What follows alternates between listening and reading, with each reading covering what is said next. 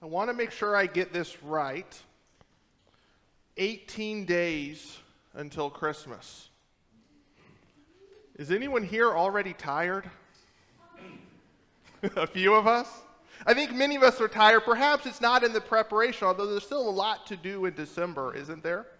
But perhaps we're tired of watching division. Perhaps we're tired of anger. Perhaps we're tired of to-do lists that never get done, or at least never get empty. Perhaps we're tired of seeing people, our neighbors, treat each other like enemies. Perhaps we're tired of opening social media and having our watch tell us, "Are you stressed? Your blood pressure's rising." Perhaps we're tired of family gatherings where we have to say, "Don't talk about this." Perhaps we're tired of wondering if the world at large will get back to basic civility. Maybe we're exhausted. Maybe we need a break. Maybe that's partly why we need Christmas so bad. But here's the thing about it. God knows that we're tired. God has always known what it feels like when people are exhausted, when the death and loss or mourning around feels permanent. The prophet Ezekiel from our passage this morning knew that feeling. The people hearing his prophecy were exhausted too, probably more than we are, because God was speaking to a nation, to a people group that had been conquered by Babylon. Their temple to God, the one temple, had been destroyed.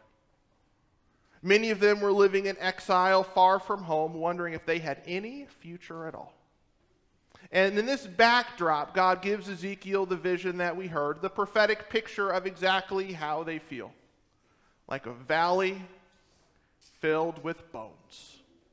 Not just a few bones, but bones that covered the valley floor. Picture this, and these were very dry bones. Ancient bones, old, long dead. These are call an archaeologist kind of bones. The kind of bones that look more like an old historical event, not a recent tragedy. And in this vision, God asked Ezekiel a question. God asked Ezekiel if the bones can live. Isn't it kind of cruel to be asked that question? To be asked a question that is so clearly obvious what the answer is, no. But when God is the one asking you that question, would that make you second guess your answer? No, maybe? Because Ezekiel knows what we know. Bones don't come back to life. And I think that's where a lot of us are living right now. If we look at our country, the way we treat each other, the society or world at large, when we hear about how we've lost the ability to see each other as fully human, perhaps it feels like we're standing in a valley of dry bones. So the question is, can these bones live? See, whenever we've seen dignity and respect become optional, when we see it become dependent on whether someone agrees with us, whether they're on our side, whether they check the right boxes, we see that our world has become a place of qualifiers. You are welcome here if you agree with us. You are welcome here if you look like us. You are welcome here if you can afford to be here. You are welcome here if you weren't actually looking for Hinsdale or LaGrange. Western Springs can kind of get lost in the shuffle sometimes, can't it? I've learned that when I'm talking to people from the Chicago area, and I tell them from Western Springs, if I get this kind of look, then I go, we're next to Hinsdale. And they go, oh, okay. Yeah, I know where Hinsdale is. But here at PCWS, we say something different. We try to live without qualifiers. The very first line of our mission statement, how we start by saying who we are and what God is calling us to do, is this: you are most welcome here. Period. There's no qualifiers, there's no conditions, and in a world that's suffocating on prerequisites for belonging, that simple phrase can be prophetic. You are most welcome here, speaking life over death. The thing is, sometimes you are most welcome here is easy to say in theory. It's easy to type it up, it's easy to print it out, it's easy to stick it up on a wall. But what's it look like when we come to church on Sunday morning and someone's sitting in my pew? They're in my spot. That's when it's really put to the test. That's when we have a very simple but very meaningful opportunity to breathe in and breathe out the welcome. Can these bones live? God doesn't give a direct answer, but God gives Ezekiel a job, telling Ezekiel to prophesy to the bones, to speak to them, to tell the bones the word of the Lord, to tell the bones that God will make breath enter them and they will live. This is getting more absurd, isn't it? I mean, imagine that you're Ezekiel for a moment. And in this vision that you're having, you don't really know where you are, but there's old death all around you. And God's telling you to preach to skeletons. I mean, there's a lot of talk in the world about how churches are getting older, but this really goes to the next level, doesn't it? But Ezekiel does it. He does it. And as he speaks, there's a noise, a rattling. The bones come together, bone to bone, sinews and flesh and skin covering them. But there's still something missing. They look like bodies, but they aren't alive because they don't have the breath.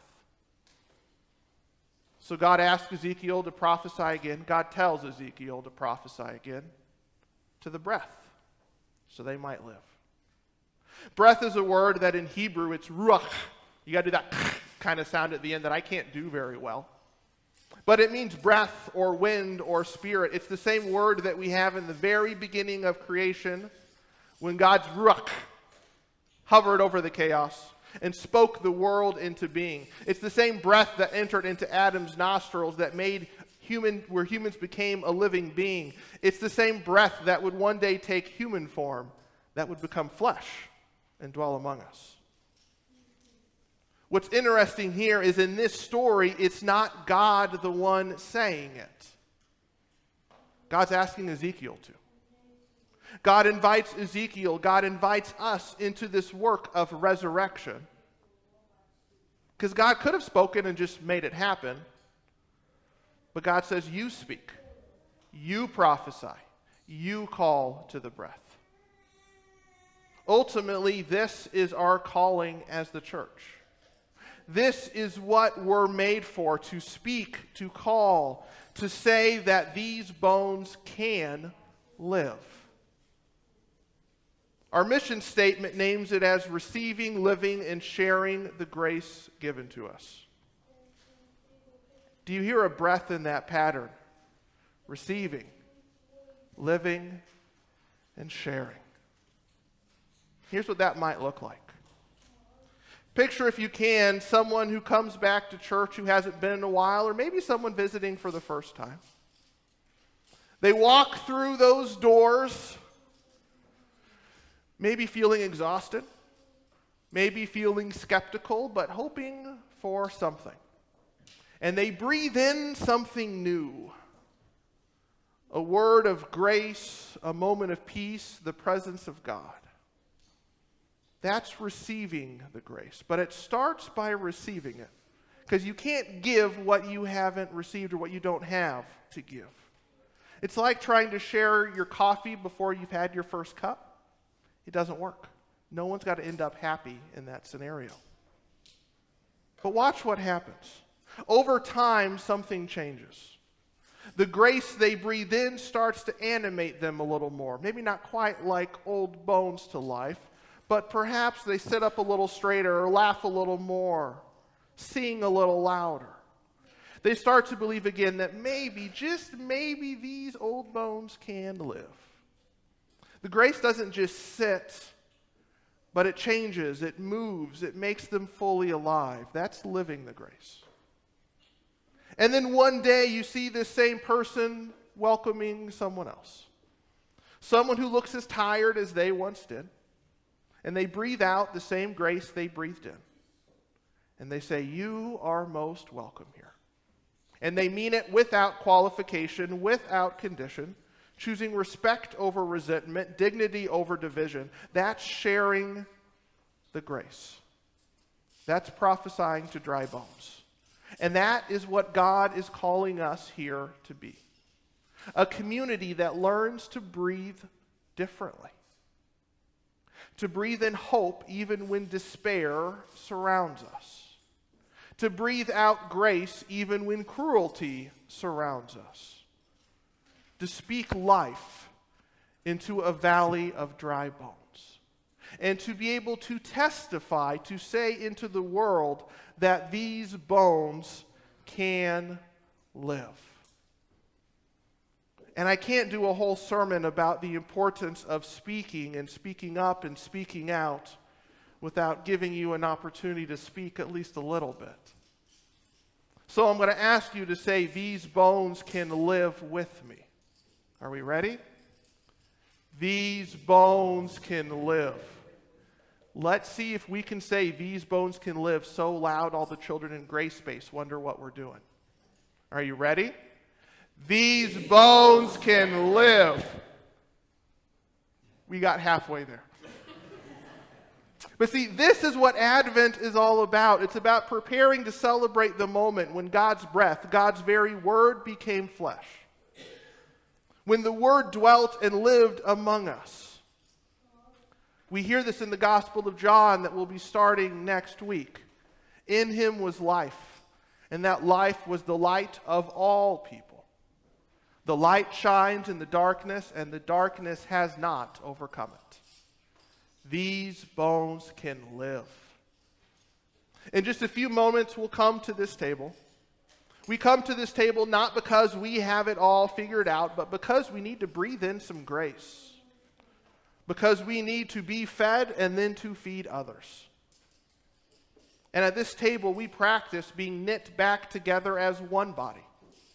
We practice receiving the life-giving presence of Christ. We practice being the community that breathes in God's grace, lives it fully, and shares it generously. These bones can live. For God can bring to life anything this world has killed. Not just in Ezekiel's vision, not just in ancient times, not just from the cross and the empty tomb, but right here, right now, in our communities, in our nation, in our world, in every relationship, in every conversation, every interaction where it feels like death will have the last word, we need to say these bones can live. Because the valley of dry bones came to life because someone was willing to speak. Someone was willing to speak life over death. Someone was willing to speak welcome over exclusion. Someone was willing to speak compassion over cruelty. Know that you are that someone. Know that we are that someone. The Spirit of God is with you. The Spirit of God is with us. So breathe deep and speak up. These bones can live.